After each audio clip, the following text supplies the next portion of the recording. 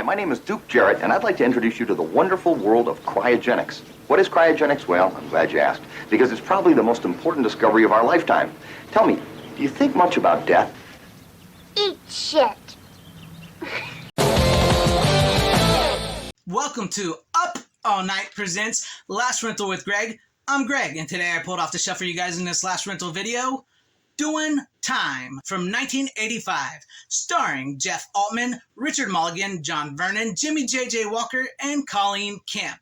Now, riding high off the hills of Police Academy, Warner Brothers and a producer of Police Academy decided to do a movie called Doin Time, where the prisoners, it's a sort of reverse, where the prisoners are the ragtag team of misfits that come together and sort of save the day and give you the comedy. So in this movie, Jeff Altman's character of Duke is a door-to-door salesman, and he knocks on this door of this fancy house, and this beautiful woman answers, and so they have a little tryst, but unbeknownst to Duke, she is the governor's wife, and the governor shows up and catches him, and she exclaims that it was not consensual, and so he is arrested and put on death row at John Dillinger Penitentiary, where the prisoners run the asylum, as it were, led by John Vernon and a guy that looks like a white Mr. T, from blonde hair, mohawk and chains and everything. Seriously, he looks like a white Mr. T.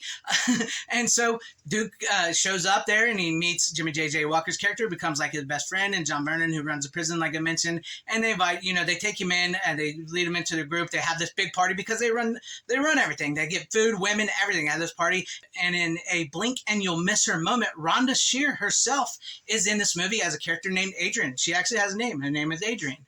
So she is in this movie for a brief second as well. But as Duke is in there in the prison and, meets everything, and he's having fun. And even though he wants to get out because he didn't do the crime he's convicted of, they also meet the warden, B.J. Fallis, who is the warden, who's an inept warden and just lets the prisoners do whatever they want. And there's even this crazy scene where, up for parole, this guy that looks like Elvis, up for parole, sings a song called We're All Effed Up. We're fucked.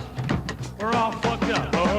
It's a really great Elvis number, and it's really funny and stuff like that. But the governor, in order to want to build a new highway and everything, and wants to take back control, fires Warden B.J. Fallis and puts his brother-in-law, Richard Mulligan, Mongo, in charge of the prison as the warden. And he's a bit of a hard ass, and he wants to clean up this prison, but he's really stupid and inept as well, but he's in a different way. He thinks he's got the power.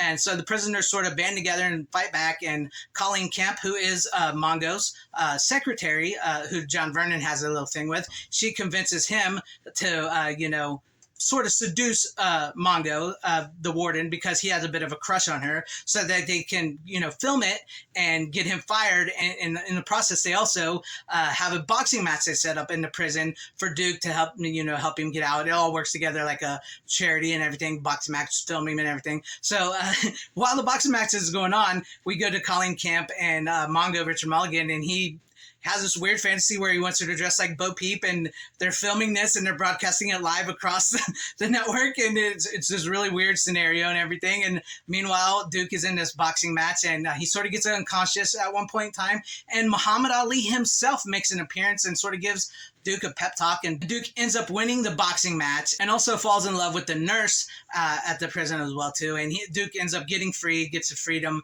and he gets free, gets go, and Mongo gets fired, and he ends up getting a TV show out of it. Go figure. And Warden B.J. Fallis gets put back in charge, and all is right in the prison with John Vernon and the crew running the prison again. And that's how the movie ends. So if you want to pick this movie up on a physical copy, if I've interested you into picking this up in any way, shape, form, this movie was only ever released on VHS.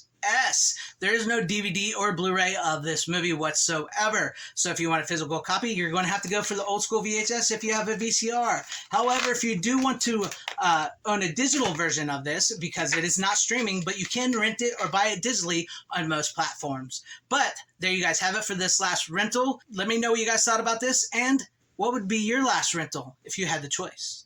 If you're ever thinking about buying or renting, you come see me. You hear? Yeah, I'll come see you. Life. Can I do anything?